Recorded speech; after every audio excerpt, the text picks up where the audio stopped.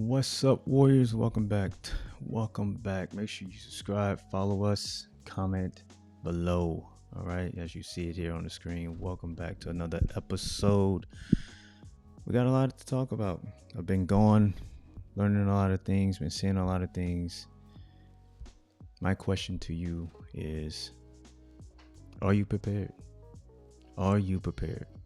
Let's get into the show.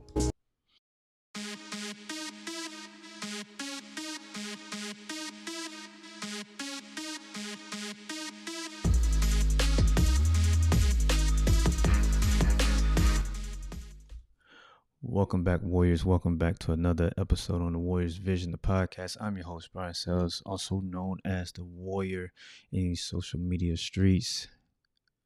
We have a very good show for you today. A very good show. It's been a while. It's been a while because I've been gone. As you may or may not know, I've went into the security field.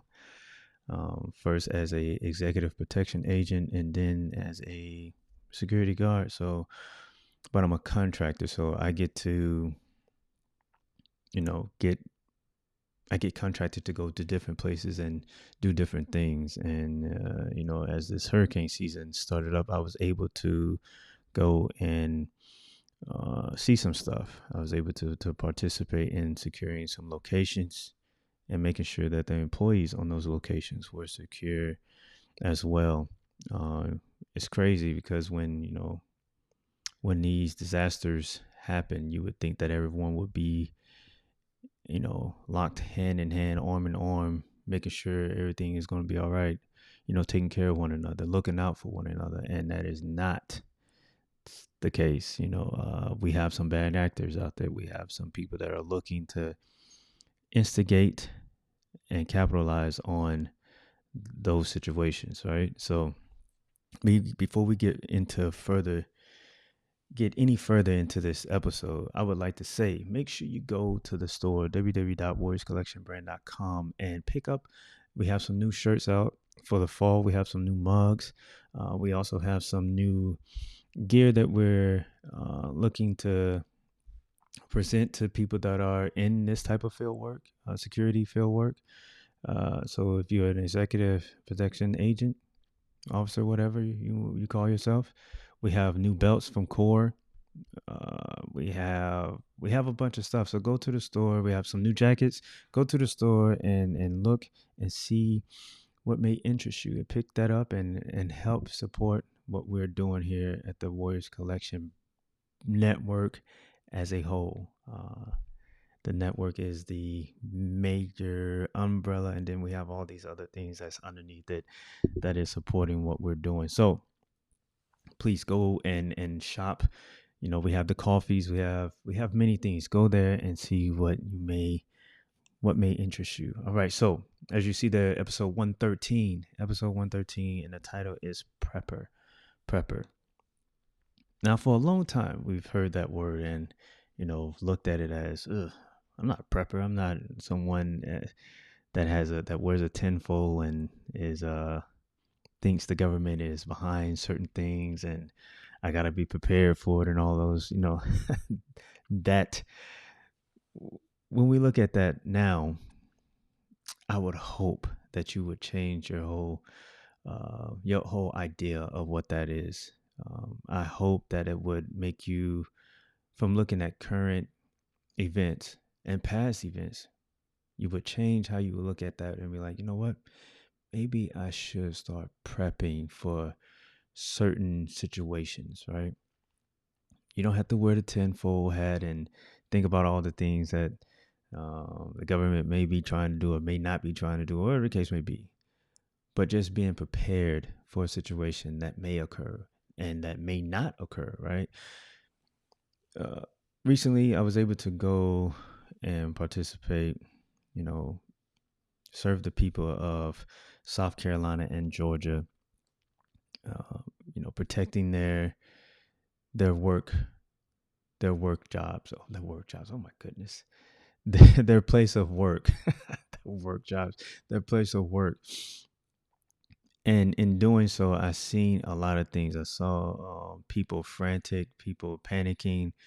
And Georgia wasn't. I'm not gonna say they. Well, yeah, they wasn't hit like Asheville, or they didn't have the destruction Asheville had because Asheville sits in an area where there's mountains, so they had that torrential downpour of rain and washing away roads and all that. But I would definitely say that Georgia and South Carolina definitely did get hit with a lot of trees. They had massive trees that were just snapped over. Um, Telephone poles or electric poles or whatever the case may be were snapped, pushed down. Um, Power outages. I think one county had actually turned off their water for like 2 weeks. All these things, and people were panicking. And stores, for the most part, I would say the stores were prepared. One location that we went to secure, they actually had a generator on a truck that came out of Michigan and actually kept the store on power. They wasn't on grid power, but they was on generator power, and they were able to at least be open. And the only issue that the store had was that they didn't have enough employees to work because a lot of the employees had houses that were destroyed or didn't have water, didn't have power. So a lot of the employees had kids, so they couldn't make it to work. So they needed the protection to make sure that they had order maintained at the stores, right? You didn't have people just barging in and just doing whatever because there were people out there looking to do so, that were looking to incite the crowd, to make them angry, agitated, and get them annoyed enough that they may do something stupid, right? So that's why we was out there. And while we was out there, like I was saying, I saw a lot of people that were desperate, panicking, things that you thought people would have on hand, they didn't have on hand. Gas cans. People didn't have gas cans. That was one of the first things that went that was gone. You couldn't get a gas can from Lowe's, Home Depot, and it wasn't a small town. It was pretty. I'd say a city area, right? Uh, Pretty big area. Got all the gas cans gone. Propane gone. Charcoal gone. Ice, because it was still kind of warm out there. After a hurricane leaves, the temperature rises. So ice, water, those things were gone. And it was just, I was amazed that people didn't have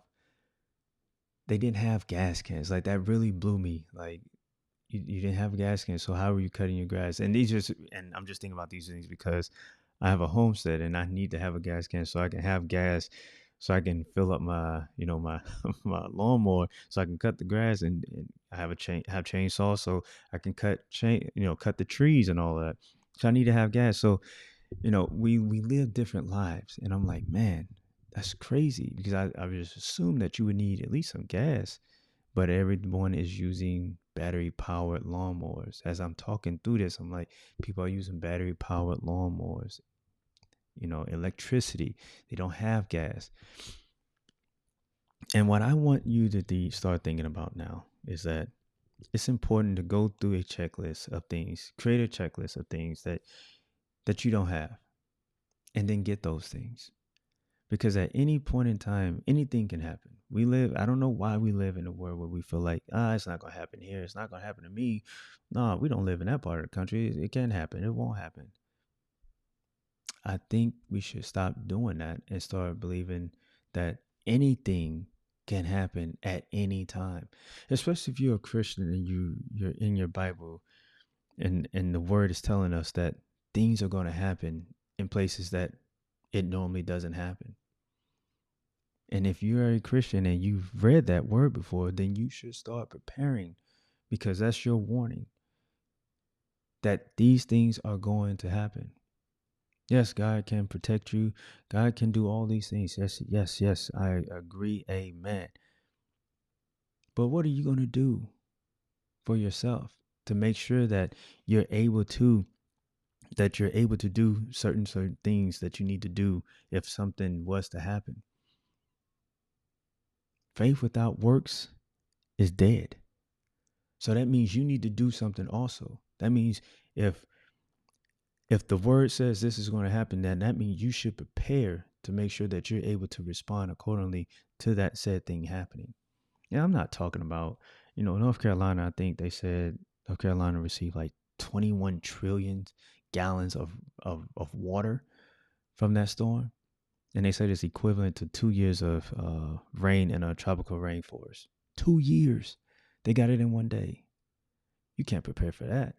That coming off the mountain, yeah, you can't prepare for that.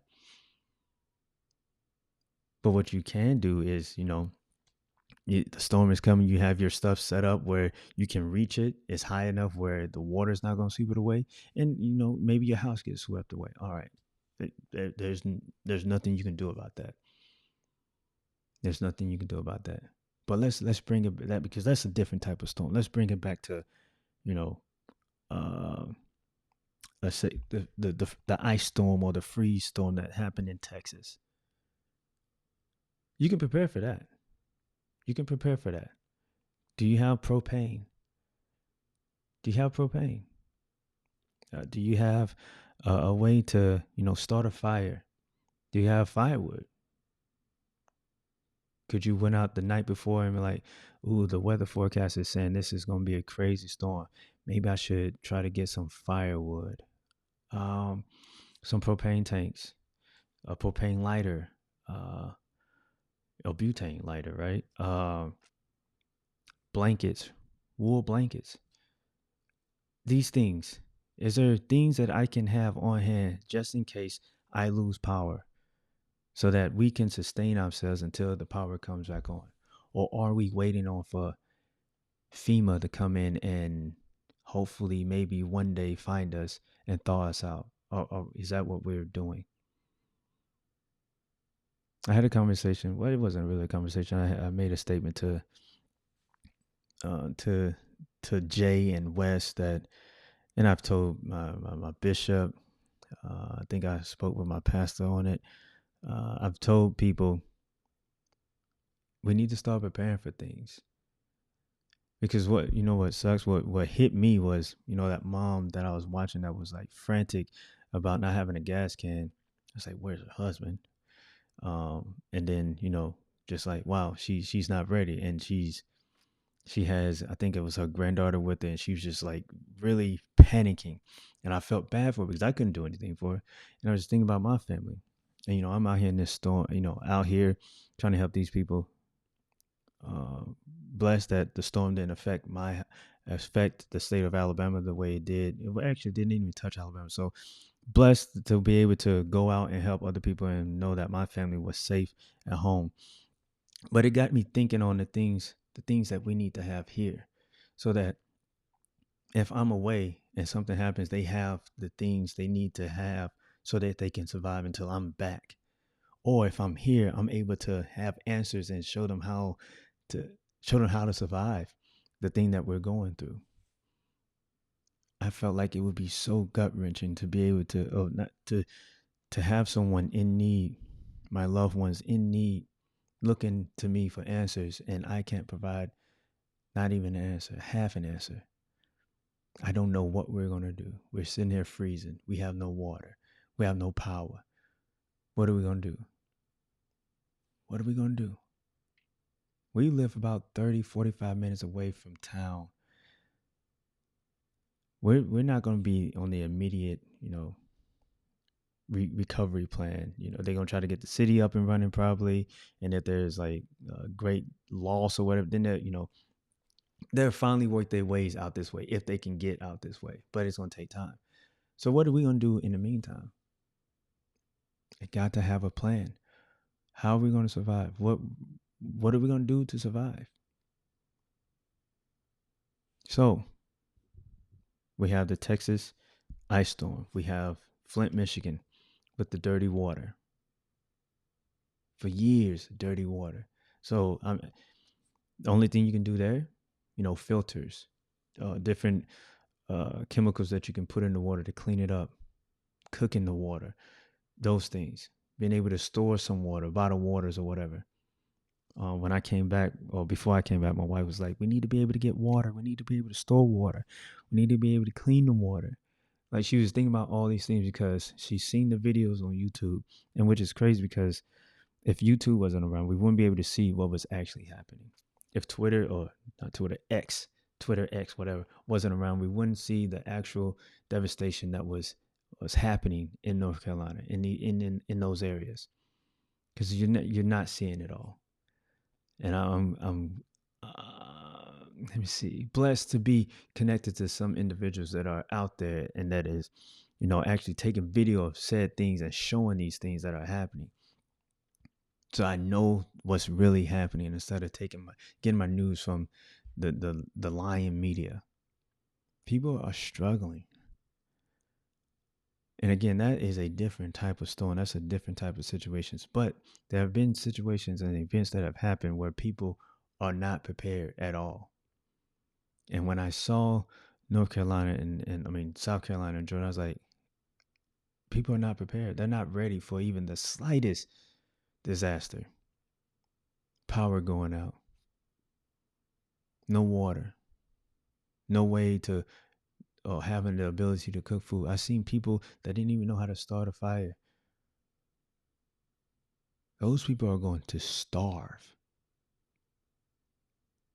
Those people are going to starve. Or they're going to get some water that's bad. It's going to be bad. So it behooves you to start looking and start taking ownership and responsibility. I'm responsible for my family. I'm responsible for their survival. It is time to start preparing. If you're in a state where it gets cold, you should definitely have blankets, wool blankets. You should have the ability to start a fire. You should have firewood for just in case purposes, right? You should have propane tanks. You should have these things. You should probably have, maybe a couple weeks of water in water bottles stored away. Maybe a case of MREs, something. I'm not saying you should, go crazy, spend $10,000 on what ifs, but I'm saying you should definitely have something set aside for just in case. I sent my mom a list of things that she should have because she travels. I sent her information on a power bank, some flashlights, headlamps. What else? I think an emergency blanket. Just, I think that was it. Just those little essential things. Being able to see when it's dark. Like, we live out here when it's dark. We turned off our street light, so it is dark. When it's dark and you can't see, and you're not used to that, it's uneasy. It's uneasy. So flashlights, having a way to have a flashlight, and if you have a power bank that's solar instead of using batteries, because batteries not gonna last that long. You got to think about all of these things, and you can't do it when you're under pressure, because you just start randomly buying things that don't work. Oh, I thought I can use this. Nope, you need electricity.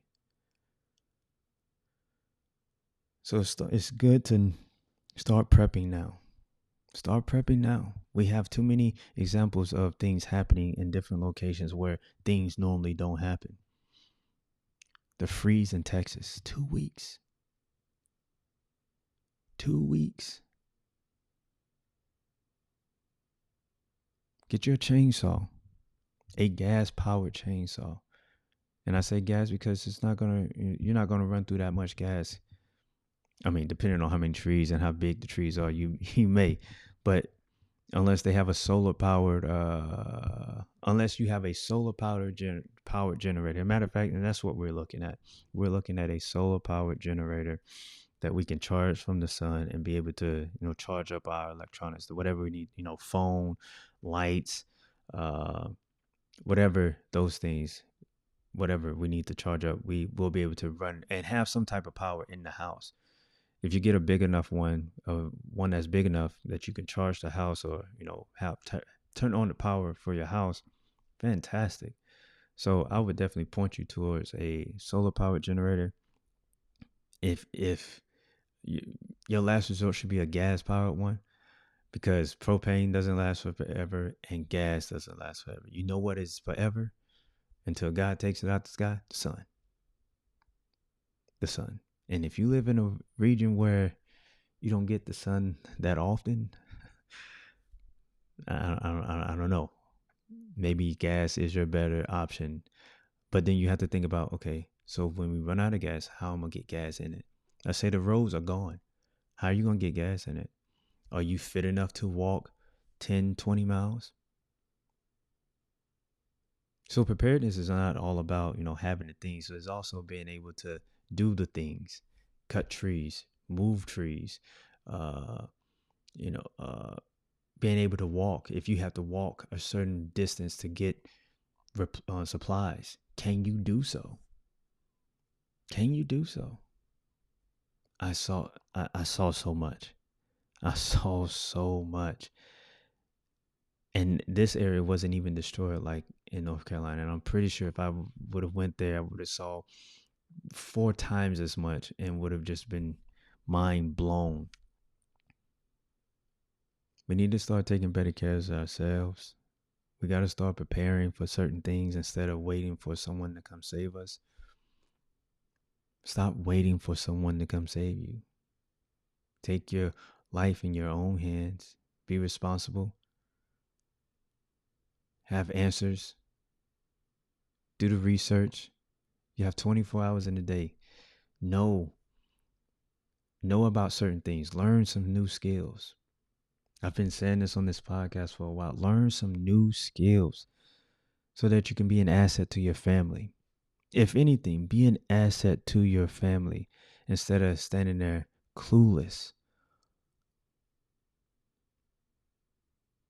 Instead of standing there clueless. Don't be that guy.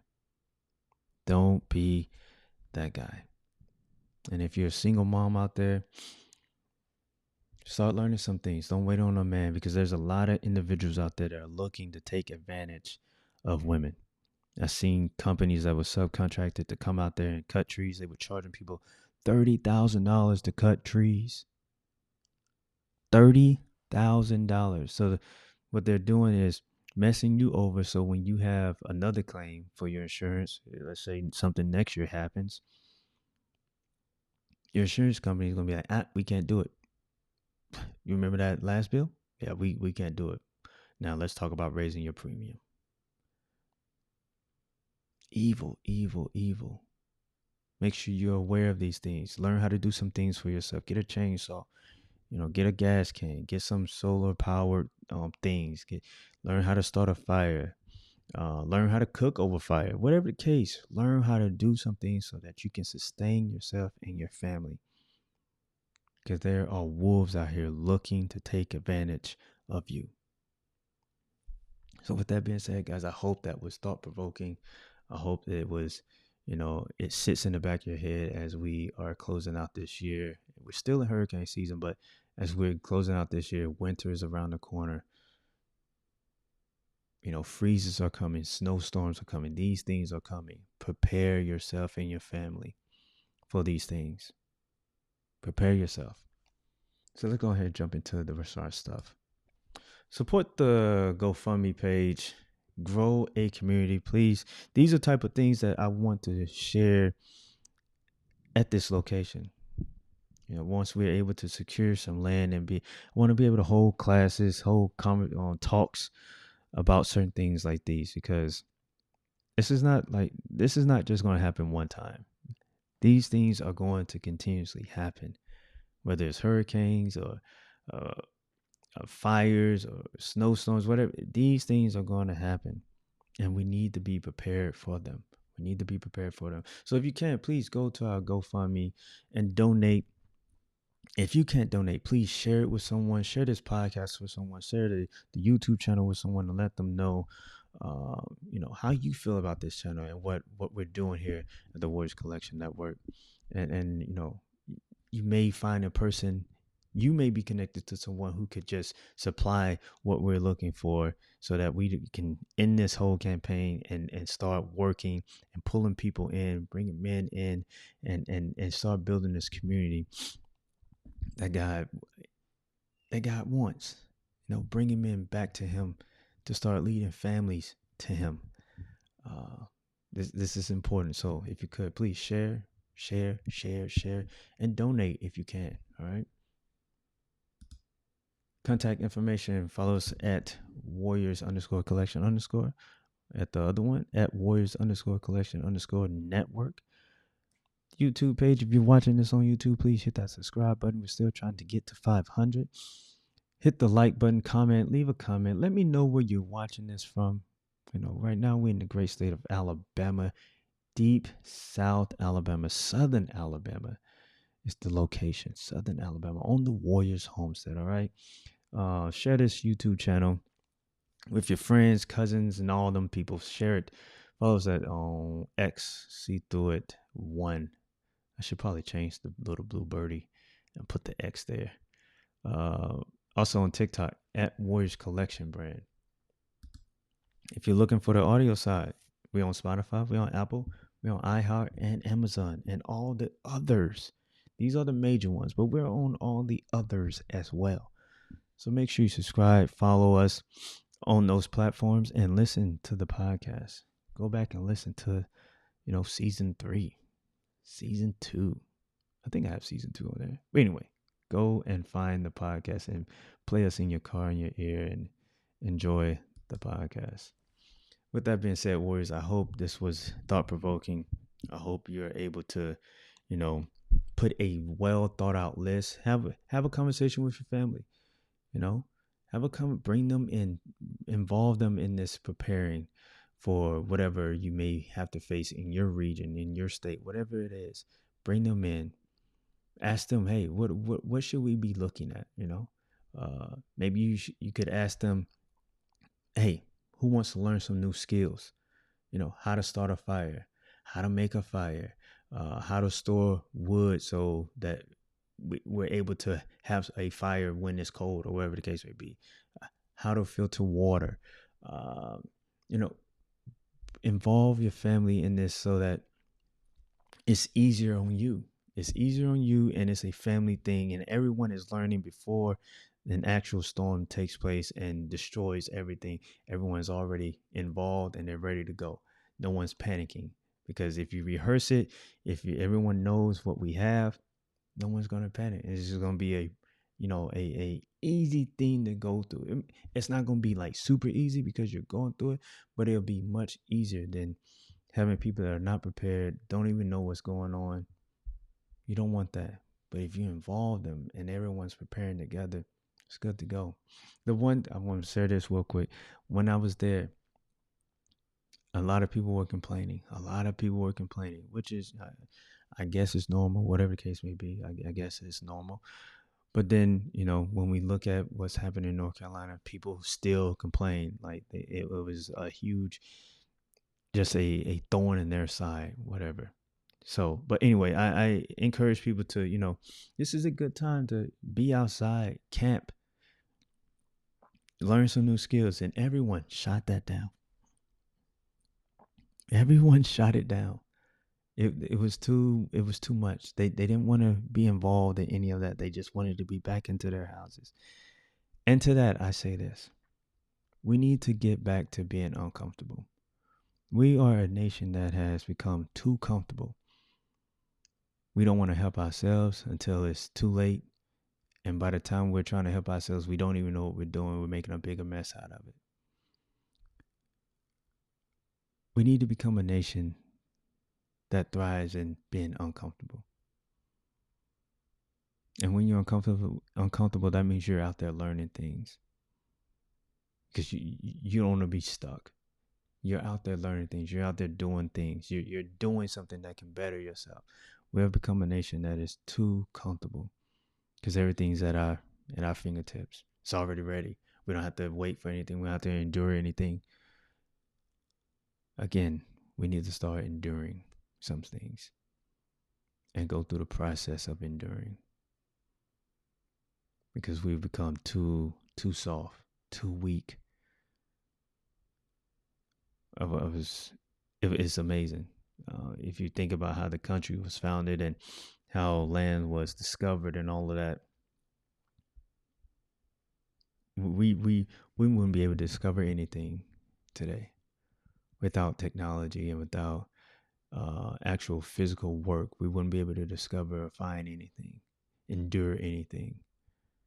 And that's crazy. People call it progression. I call it regression. I call it loss. I call it weakness. So, men, step up to the plate. Prepare your families. Take care of your families. Be responsible for your family's survival. And on that note, train more. Level up, train harder, be an asset. Level up, train harder, be an asset. All right. This is the Warriors on the Warriors Vision podcast. And I'll see you guys on the next one. Warrior out.